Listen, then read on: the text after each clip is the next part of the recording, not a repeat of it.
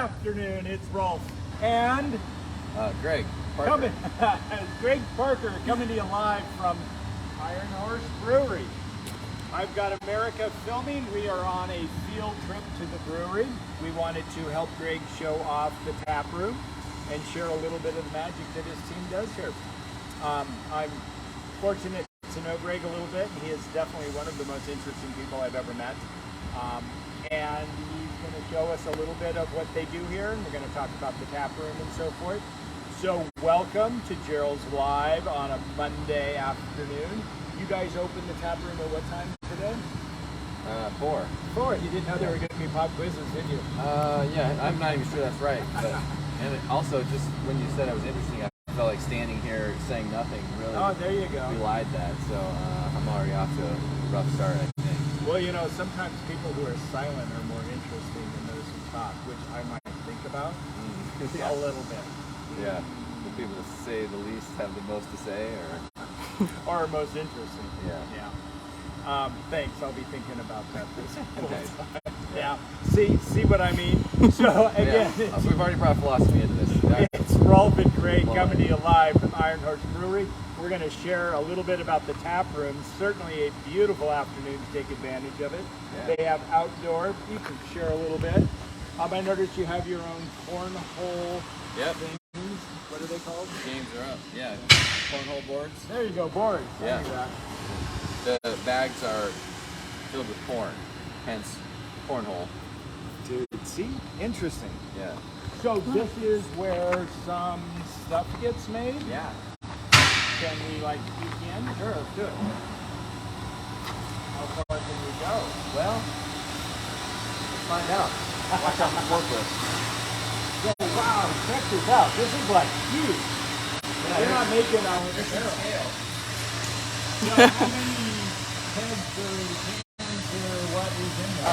Let's see. That would be a 120 barrel right tank. So that would take 240 of those kegs. 240 kegs? Dude. I still have really no idea where all this gear goes. Well, you don't want to go too far down that road because it all goes somewhere. So yeah, the flat bottom tanks are kind of the finish of the process, and then the conical tanks are the fermenters. That's where the alchemy happens. The fermentation. We have yeast to the works, and that's where the yeast takes over. All I can say is congratulations. So think about where you guys started. What really was just an idea and a dream, and you turned it into this. I mean, talked about what America is all about and entrepreneurship, and you had a whole team that did it. I know it wasn't you by any means, but it's just cool to think about idea. How many years later? 15. 15 years, and how much blood and sweat and treasure? Yeah. A little bit of blood. Definitely some tears. Yeah. It's been wild. Although I don't notice it. You know, each tank comes in one at a time. So every once in a while I'll walk out here and go, hey, wait a second. Where am I? What is this? Because it's kind of shocking. But, Yeah, right here in Little Old Ellensburg, huh? yeah, we fluctuate, but we tend to be about 6 gardens in the state. We might be down to 7. I don't know, there's been some pops that are in there for the past few years. But, yeah. Wow, that's amazing. And you just recently bought a cider? We did, yeah. Bad branded cider. And that's still manufactured in another location? It's being moved right now. Oh, okay. So we kind of built up inventory and then bring things down. Hopefully before the end of the month. Have you thought about where you're going to put them? We're going outside. I see. We're expanding. Piping, going through the walls, and it'll be all connected to that. Dang. That is super cool. Well, we actually came to talk about the tap room, right? Yeah. And this is a brand new thing. You just opened it up last month. Yeah, June 26th was grand opening. And so this is the outside portion. Yeah, this is the brew bag. We're gonna put a container over here to Oh yeah, little sure. cover. Kevin Weir says, amazing what you guys have achieved. Well done. Oh, wow. Oh, That was our job for our business. oh yeah. Kevin. Yeah. He's the one who does all the discs. Oh. Hi, Kevin. Nice. He done you proud. Yeah. Good to not see you, Kevin. What? Wait, that's not how that works. I'm glad you're seeing us. What's happening? So parking is wherever you want to park for the most part, or over here? Yeah. Yeah. You know, we got a few spots, but mostly in the gravel. It's definitely the place to be. Yeah, lots of space over there. No trucks or kegs. Awesome. Dumping into your car. So do you want to take us in? Yeah, let's go inside.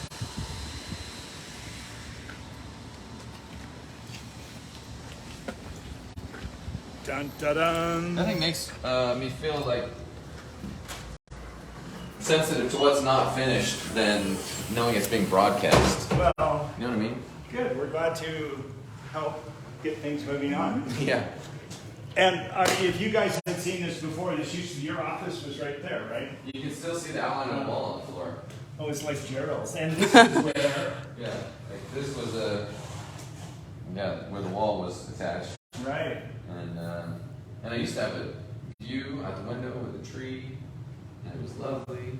And then we needed more warehouse space. And now I work in a hallway upstairs. It's You lovely. do work in a hallway upstairs, Yeah. yes. It's a wide hallway. There you go. I'm being dramatic. Right. It's a hallway. There's constantly people going through. It's sort of disruptive, but I kind of like it. The things we do. So we are now in the tap room, Here we are. and you guys are open every day? Yeah. Monday, Tuesday, Wednesday, 4 to 8. Thursday, Friday, Saturday, Sunday, 2 to 8. So you know a lot more than you let on. Let's see. Double check the There's a numbers sign here. over there. There it is. I wasn't looking at it. I've been trying to commit it to memory. And one of the things when you walk in, you just got to notice the mural. Yeah.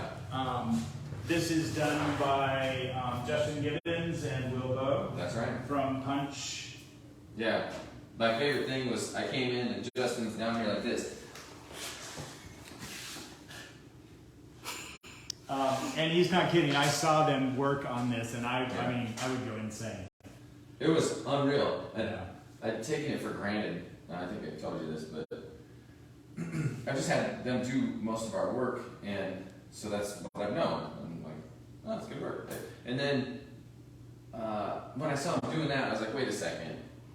These guys they're craftsmen. They're true artists. They're masters, Right. not just like somebody who is just piecing it together. And We should all be craftsmen, shouldn't we? yeah, and I was really fortunate to have them available and willing and here to work with us because this thing looks amazing. And So this could is you imagine if I had some hacks come in here and it's all just botched looking and like, Right. oh no, who drew that with crayons? I mean, that would be really disappointing. But instead, I got this. Which is So tell us what we've got here. yeah. So malt, as you can see it there, is generally derived from barley, and the malting process is taking it from its just dormant state to partially germinated.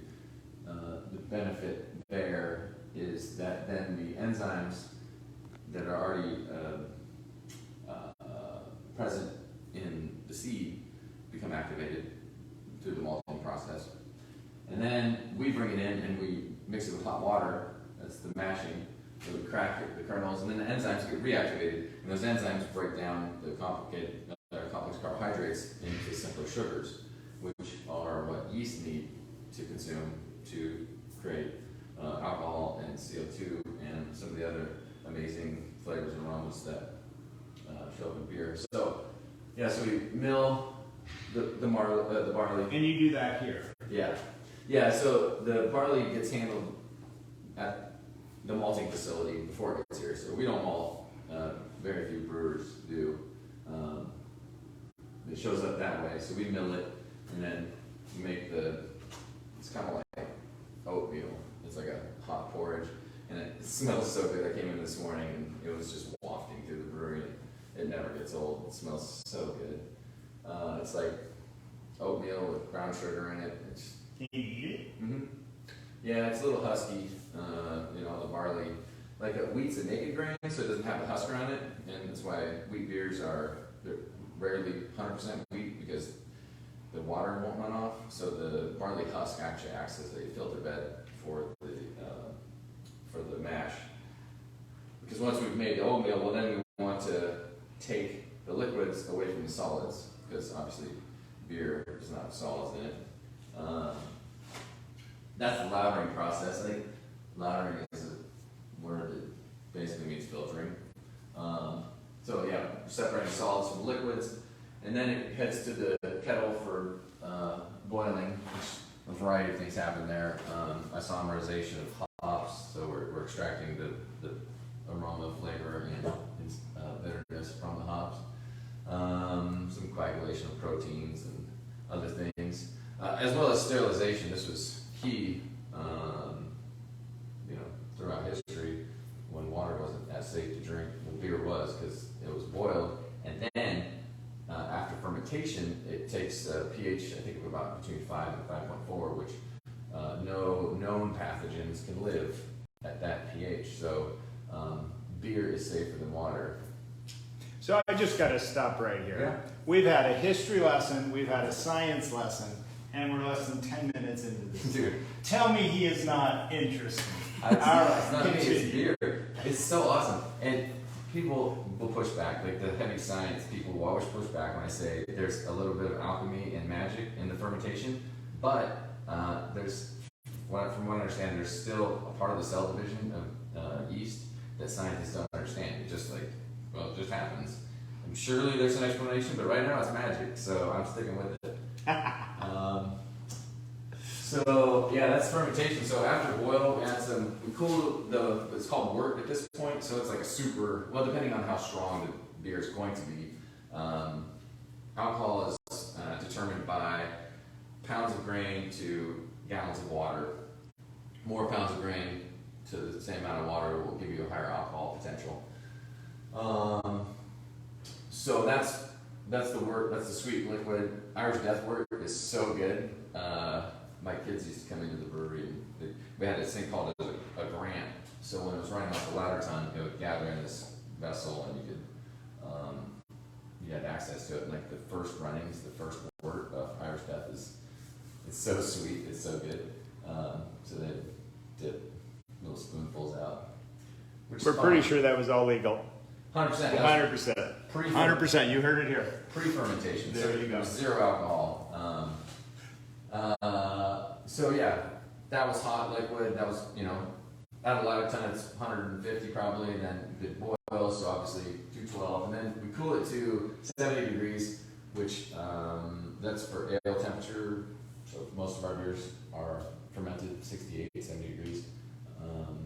Lagers tend to be a different strain of yeast, and then cooler temperatures, so 50 to 55. Then head to the fermenter, like I said. So with some cooler temps, some oxygen, and yeast, the magic ensues. That takes about, so the brewing side takes about 5 or 6 hours in our system. The fermentation takes, for most of our beers, 4 to 5 days. Then you got chilling.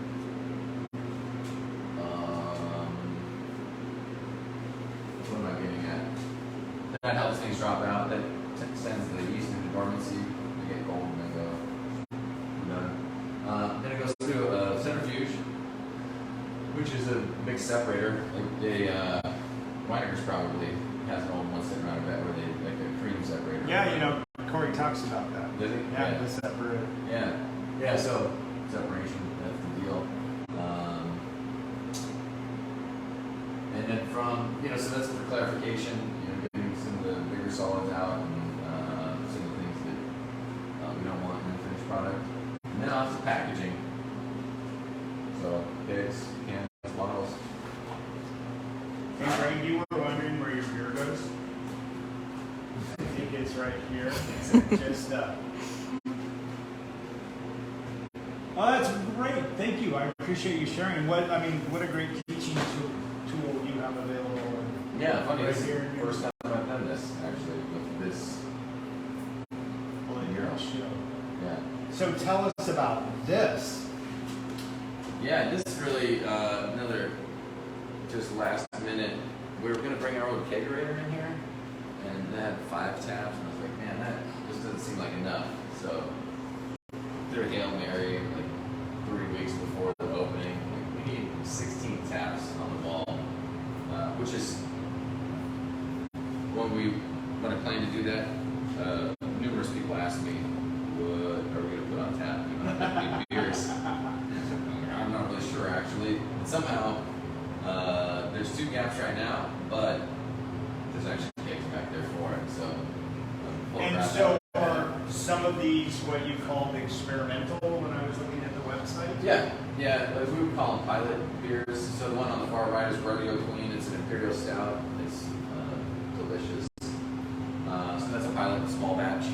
Then, So you can come check out beers that aren't available anywhere else. Yeah, and then we got Hazy Pale Ale is on, or will be on, and then we just did a brew with Watts Brewing out of Puget Sound area. So we got one of their kegs. It's gonna go on here pretty soon. Leaf better. It's a Kolsch. It's really good. And then on the right is ciders and fun stuff. And right in the middle you see sparkling water. So that's our answer to Bud Light or kids wine. Oh, that's hilarious. I love it. We're in Ellensburg, so And is there like Coors Light? But alcohol in it? no. Okay. No, it's It's just just sparkling water, Yeah. just like Bud Light is. I'll tell my wife that again when I see it. But I guess kids can't drink Bud Light, so it's not the same. Kids can't drink our sparkling water. Right. In fact, kids probably aren't allowed in here, or? They are, yeah. Oh. And we got the little Torani syrup, so instead of loading them up on caffeinated cola, we got some Italian So soda. there you go. Yeah. Come get a brew and load the kids up on some caffeine. Yeah, Sounds like a night. yeah. Put the hands on the cornhole bags and off we go. So, is there food available? No, we're working on a food truck schedule. So we've had Hot Diggity Dog out. I think we got, there's another one planned to come out. But I think we've got 3 or 4 that No, that's cool. are kind of be in rotation. So there will be food available. Yeah. Yeah. Probably not every single night, but so I guess you can guess it. Yeah, there you go. Yeah, that's always good business. Hey, what do you offer? Come find out. Not sure yet. It's a secret until you get here. We'll see how that works out. So you actually mentioned something about your value mission. Is that what we were talking about before we? Purpose. Purpose. Yeah. So tell me about that. And this is the purpose of the brewery, of Iron Horse as a business. Yeah. To create a human connection through fermentation.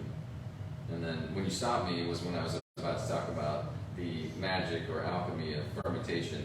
Even in-house, there are people that are like, what do you mean? That's not fermentation.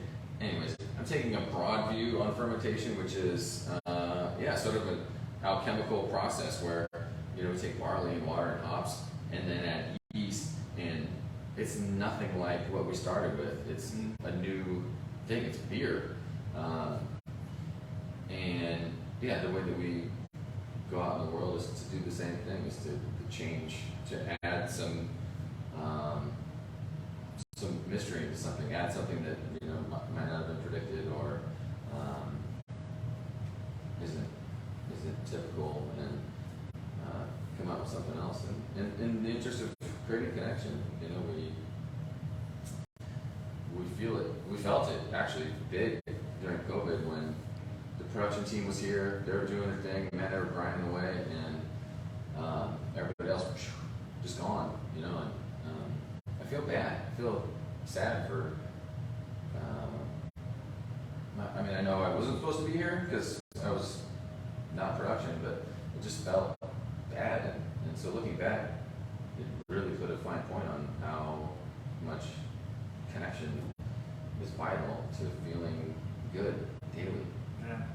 And it's, I think, part of why the tap room is such a important 100%. thing for you to have, right? Because you don't get to see your customer the way we do. Yeah. And I mean, we totally missed them when we were doing mean, seeing through the door and stuff, but it's so much different Oh to be man. able to have a conversation and see them and have that conversation and all the things that, like you said, connected. Yeah, and this is kind of back to the roots. You know, when my dad and I got involved in 2006, shortly thereafter, we opened a tasting room over on Prospect Street, and it was like 400 square feet or whatever. A lot like this, but it was in the brewery, at the production facility, and you know, you have production people wandering in and out, and I mean, you can see right out of the brewery. And then we had the micropub, and then the heck was it called? The pub. Oh yeah, the micropub, and then the pub. It was a bigger version. I think. I don't even know. And then now we got this, and it's back, just like it was, and it feels sweet. I've reconnected with the guy that made our backsplash, and he's going to make a new one because that one is not adequate. And they played the grand opening, the Dogtown 2. And they played at the brewery over on Prospect 10 years ago. Oh, that's awesome. My wife was like, I remember serving a beer, I remember hearing the music. And it's been really cool to, I don't know, it's kind of all coming back around. And, it's cool to see how excited you are about it. yeah, I must be getting old and nostalgic. But I am excited, yeah, so there's that. That's super cool. Yeah. You had mentioned some values, and you talked about a board over here. What's that? More of the vision board. And America's anyone, I'm assuming you'll ask us questions if anyone has them. Is everyone asleep? Wake up, wake up. So what's this? Yeah, this is a vision board. My intention was to gather as many visions from the cousinhood, that's what we call the staff here, because it's like, well, if you think about a cousin, you know, you got to give them a little more reverence than you would just any old person, but you didn't choose them because they're part of your family, but we share a lot, so it felt more appropriate to call it a cousinhood rather than like staff or something. But anyways, I want to gather the visions of the cousinhood and have them posted here. And what I was thinking is, when we start to look at individual visions for the brewery, that a lot of overlap starts to emerge. And then when I know someone's vision, I think, oh, I'm working on a particular project that is intending to do a certain thing, and I know this person shares in that interest in that direction. Why don't you go up and film each one, Starting with Brittany's, definitely the best one. The process is not complete. We've got some revisions. I have so much respect for the way you run your business, and it's so, as I've told you this over and over again, it's just the opposite of how I run my business. And it doesn't mean it's good or bad. I mean, it's just totally the total opposite.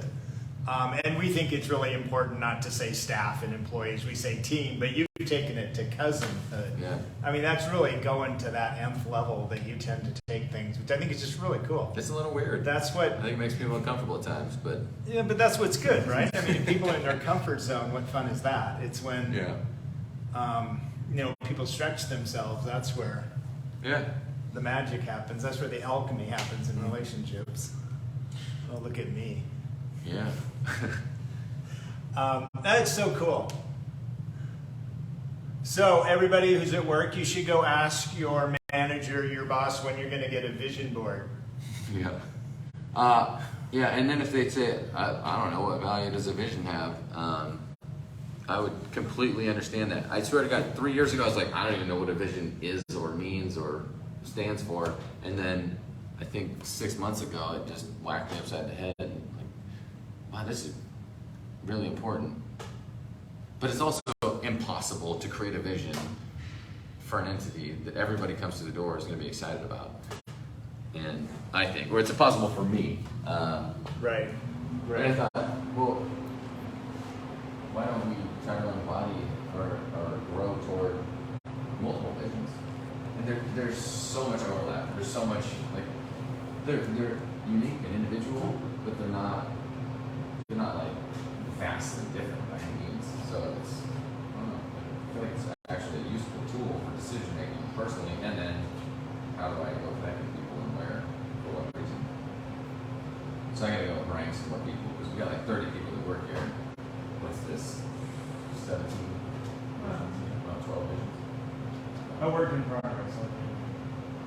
Yeah, I'm a starter, not a finisher. I don't know. I really appreciate your time. I know you've got things you need to do. Being an important person as you are. But again, we're Greg and Rolf and America. Thank you so much for filming America. Are coming to you live from the tap room here at Iron Horse Brewery. As you can see, it's just an amazing space. Come share the brew, brew, Yeah. and check it out. They'll be open today at 4. That's right. And you can check out how many beers on tap? So we got 8 right now, and then 5 ciders, 6 ciders. And many of them you can only get here. There is nowhere else. You can't go to the grocery store and buy it on the shelf yet. Maybe someday soon.